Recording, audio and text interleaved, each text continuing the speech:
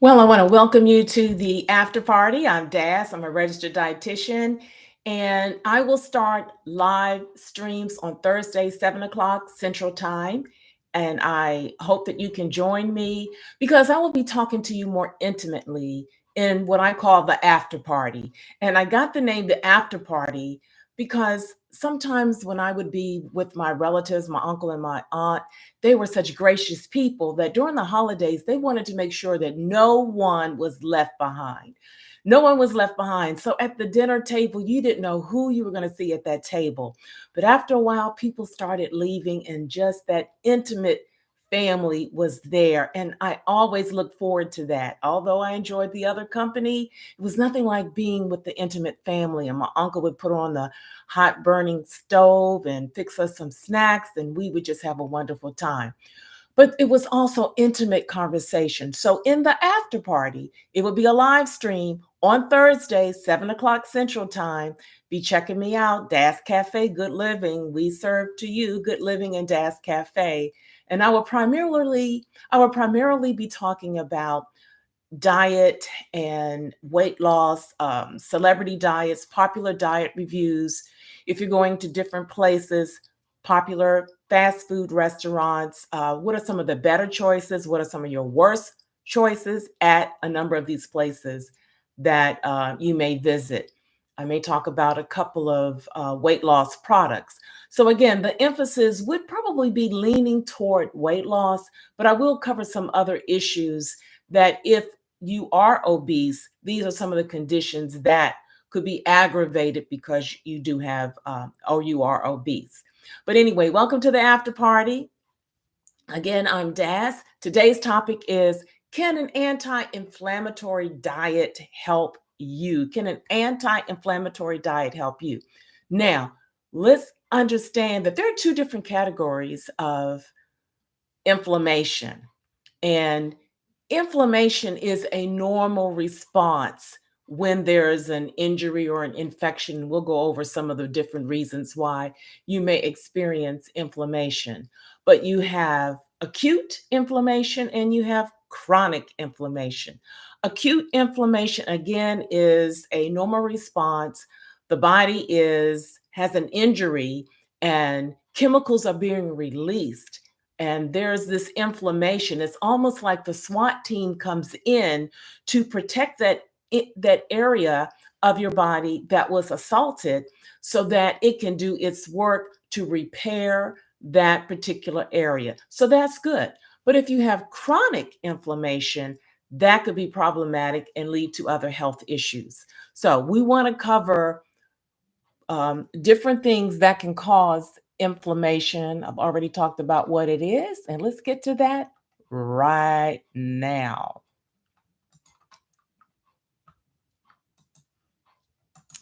By all means, share me with family and friends. Again, I will be doing a live stream on Thursday, 7 o'clock Central Time. All right, here are some of the things that can cause inflammation in the body.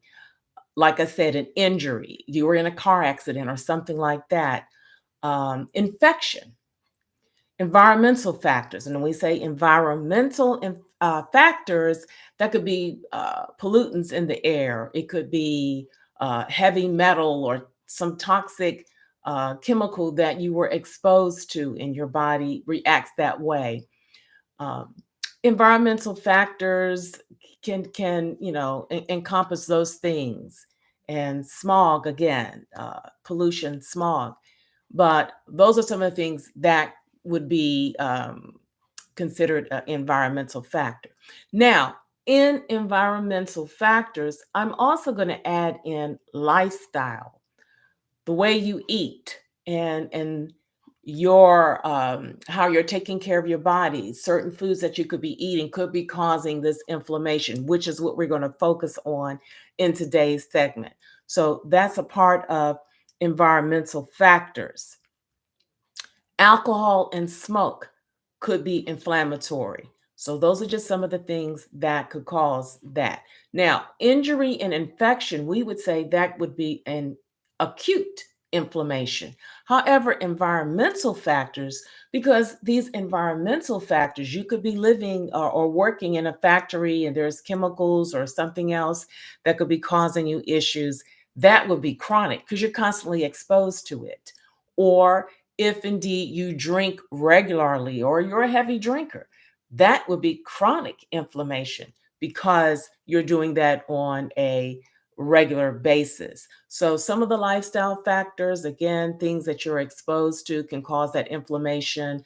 Pain can cause inflammation if you have an autoimmune system, such as type 1 diabetes is an autoimmune system, and lupus would be an autoimmune area. So those are some of the things, and rheumatoid arthritis. So those are some of the areas that could lead to chronic inflammation, and that's where that would be more of a concern. Obesity, we know, is associated with inflammation. Some studies say, and irregular sleep. If you are someone who is not sleeping on a regular basis, you may have some difficulties getting to sleep. You're very stressed out, and that's keeping you from getting good quality sleep.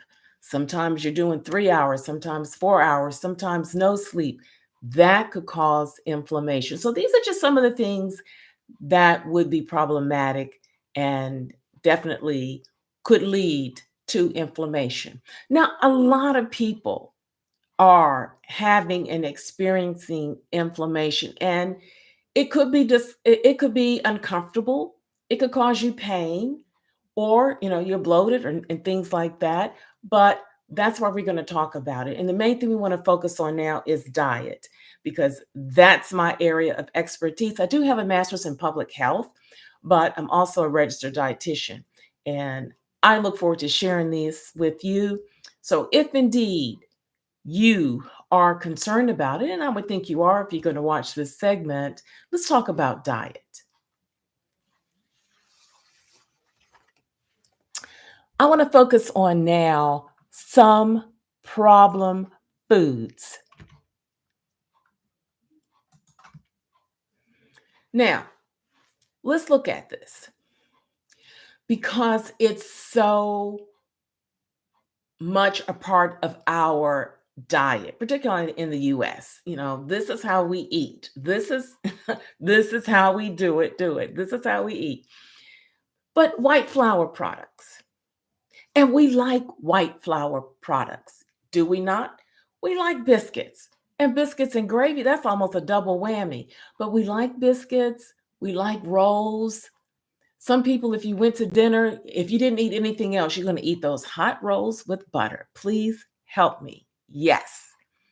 And another of other white flour products, pancakes, and we can go on. White bread, because, well, why white bread?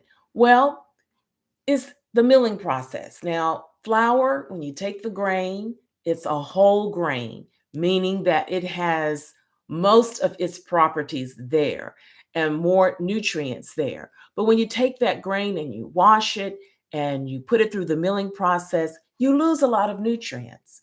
You lose so many nutrients that it's mandated that at least five are put back in. Folate is one of the five. Iron, niacin, riboflavin. So some of those have to be put back in because you lose them during the milling process. You know, so you're getting a product that, unless it's fortified. Now, when I say fortified, that means you're putting a nutrient in a product that is not there.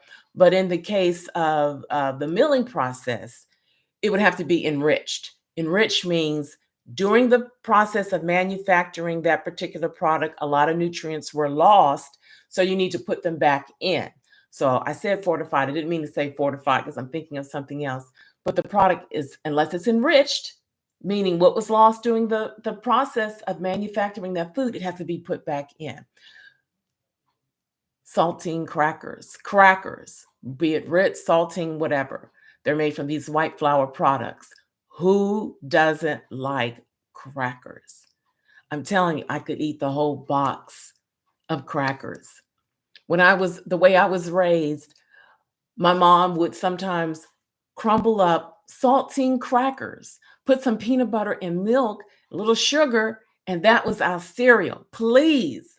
It was wonderful.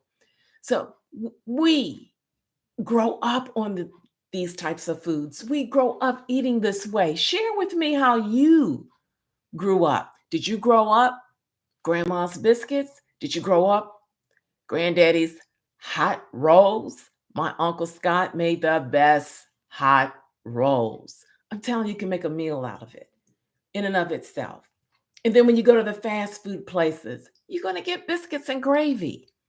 White flour, white flour, white flour. So we do eat these products on a regular basis, and not to mention the baked goods, the cookies, cake, and all of the baked goods. So it's a part of our diet. Pasta, unless you're going to get whole grain pasta or rice pasta, it's a part of our diet on a regular basis. So you say, well, I'm eating a pasta salad, I'm trying to cut back. It's still a white flour product. So we would need to look at that. So we want to mention that that is some problem foods. We need to look at the refined grains that we eat. That's the first thing that I want to cover. And this refined grains also includes a lot of the cereals that we eat and that we enjoy. Unless it's puffed wheat or puffed rice or Cheerios or or it's 100% whole grain. A number of the cereals that we eat, and I won't call any names, are made from white flour and is highly processed. So again, we need to look at that. Unless you're eating a whole grain cereal like Cheerios or Kix.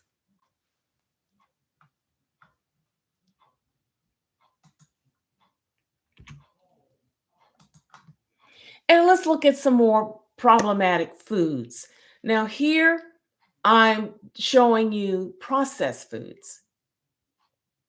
Processed foods, for a number of reasons, and there are a couple of ingredients in these processed foods, not to mention these chemicals, but that could be a problem for you in inflammation. So let's just look at that.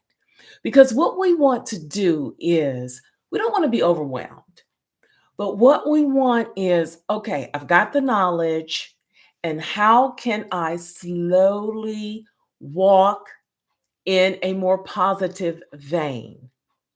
So we don't want you to go into your cupboard, go into your refrigerator and throw away everything. Food is expensive. We got it.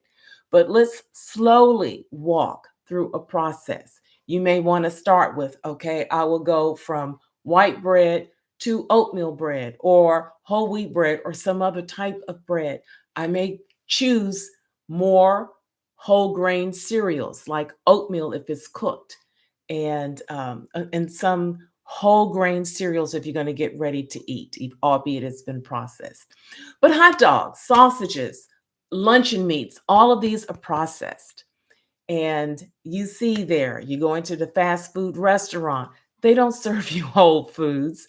You get a lot of processed foods. If it comes in a can, in a cellophane wrapper, um, if it's a frozen meal, we used to call them TV dinners. I don't think they call them TV dinners anymore, but a frozen meal, it's been highly processed. Well, if it comes in a box, if all you have to do is add water to it in order for you to consume it, it's highly processed. So does that mean, I'm busy, I've got a lot going on, I'm juggling a lot of things? That means I can never eat a ready to eat food? Once again, if this is what you're doing on a regular basis, and regular is several times during the week, that's a problem for you. You would need to, maybe at night, do some pre prep so that when you come home, all you have to do is what we call assemble. Excuse me. All you have to do is assemble.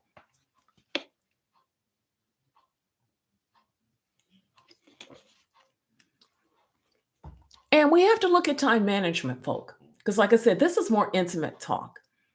When I do my produced programs, I just give you the straight information. But in the after party, I want to build a community.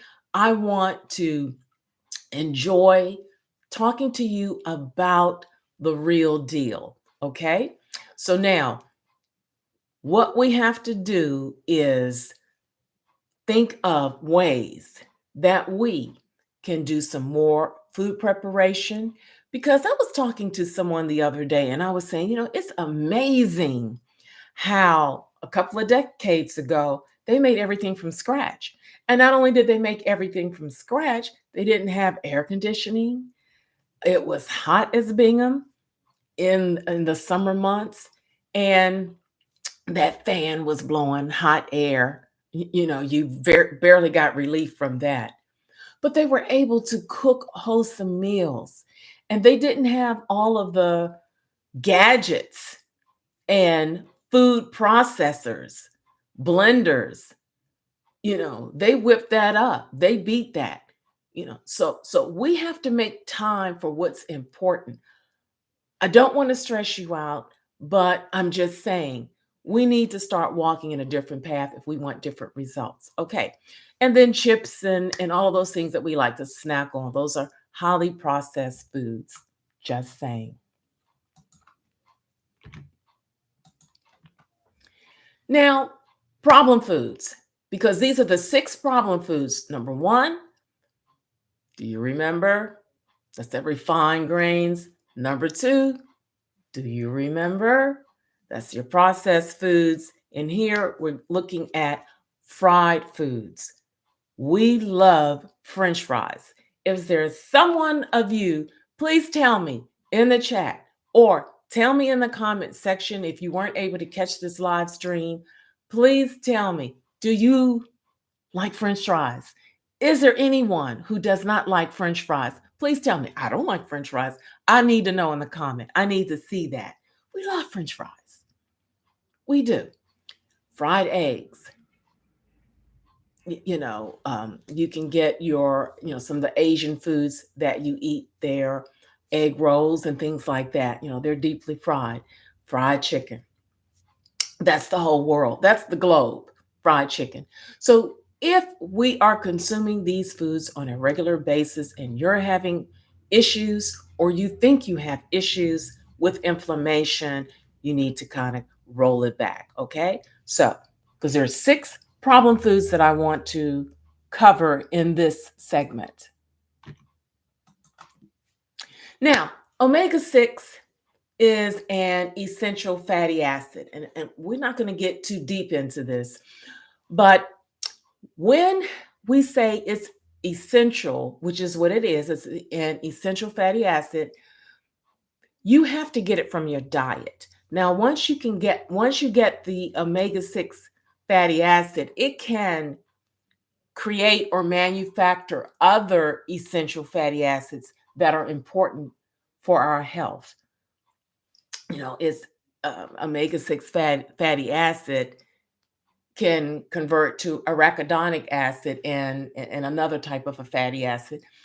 And it could be pro-inflammatory. Now, it's conflicting on that because some say, well, it's against inflammation. It reduces inflammation. Some would say, well, no, its function is to create inflammation because we need inflammation, as what we said in the beginning of the presentation. We need the inflammation because if there's an injury and what the body does, it inflames around that area, if you will. It almost builds a temporary wall around that area so that the body can go in and repair, and now you're good as new. But so although we want people to eat more omega-6 fatty acid because it's a polyunsaturated fatty acid and that's so wonderful, it is pro-inflammatory with some of the products that it would make, like arachidonic acid. So moderation. This is the beautiful thing, moderation. Some things I would say we never need to eat, period, period, period. But some things in moderation, we can handle it. Okay. So, this omega 6 fatty acid, well, where do we get it? We get it from walnuts. You can get omega 6 fatty acid from tuna, from mackerel. There are, salmon. There are a number of places that we would get that. It does have good properties for our health, but just want to keep that in mind. Okay. And now we're getting into the fifth food, because I said there's six foods that are very problematic. And then I'm going to cover the foods that you want to focus on. So let's finish these problematic foods. And then saturated fat. Now, I say saturated fat. I can't think of anything for the most part, if you're eating a lot of it, that saturated fat is good for. We need saturated fat. A number of the things that we eat, there's a combination of types of fats in those foods. But we are accelerating in our eating of fried foods and foods that are high in saturated fat. And I want to bring your attention to particularly red meat. So you particularly want to look at red meats. So we're talking hamburgers, sausages, if there's beef sausages or and steaks, and a number of things that we eat on a regular basis, red meat, probably hamburger. If I were on Jeopardy and Steve Harvey, if I were there, I'll say, "Hey Steve, shout out to you, man. I like you." And they said the number one red meat, I'm going to say hamburgers. What would be your answer? That would be my answer. And I think my team would win, because I'm really thinking that would be number one. Be as it may. Be as it may. You particularly want to look at those red meats. Now, in addition to the red meat, let's keep it moving. Let's see. Let me go back. I didn't want to do that. Let's go back. Okay. In addition to the red meat, you want to be careful about saturated fat that are in your dairy products. So ice cream, saturated fat, and the most expensive ice creams are richer in fat. That's why they are. The cheap ice creams are mainly a lot of air or filler that has been put into that. And you don't taste the cream. It's more like an iced milk. But the richer, the more expensive, ooh, man, yes, yes. Now, I mainly do non-dairy. I was at that Ben and Jerry factory in Vermont. Oh, you gotta go. But I got the non-dairy ice cream and it was wonderful. But even though it's non-dairy, you still have to look at your sources of saturated fat. Saturated fat mainly comes from animal products, but you can also get saturated fat from palm oil, which is in a lot of baked goods, and coconut. And coconut oil are saturated. But then you said, well, we're told to eat more coconut oil, coconut oil, coconut oil, coconut oil. It does have good properties, particularly for your skin, for your hair, but to eat a lot of it in addition, hear me out on this, in addition to the typical diet that we eat in the US of A, that could be a problem. It is a source of a saturated fat. It is what it is. And saturated fat can alter your gut composition.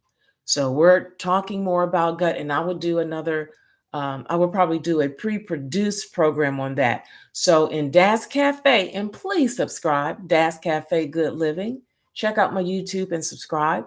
But on Tuesdays, I will do a produced program on diet and health. Wednesdays, at the beginning of the month, I will do a healthy cooking show or a healthier cooking show. I'm not the dietitian that does bark off the tree. Sorry, y'all. I'm kind of flexible, but I lean toward healthier options. And then on Thursdays, I got that live stream. So we've got a lot cooking in Das Cafe, and on our menu, we have so many good things that we serve to you. But we may do one of those programs on how to have a healthy gut. So now we want to talk about the 6 best foods to consume. leafy green vegetables. If you can tell me something wrong with a leafy green vegetable, please, baby, bring it on. Bring it on. So, some people don't eat greens. Like up north, they may not be familiar with greens, or but greens are kale, collard, turnip, mustard greens, all of that. So you need to do that. Okay. And anyway, so we got that down. And the other foods that we want to include in our diet are citrus, berries, all of the berries, and there's just other good foods that we want to make sure that we include in our diet. Okay. Nuts and seeds and apples. Well, that's it. I wanted to share with you that some of those foods, you got the problematic foods. I mentioned to you those foods that we need to focus on. Again, nuts, seeds, dark green leafy vegetables, and apples. I prefer apple with the skin, but wash it very thoroughly. If you want to get the organic apple, that's fine with me. But there are a lot of good properties in apples. And that's probably why they say an apple a day keeps the doctor away. Um, I know my mom had some issues with constipation and she tried everything.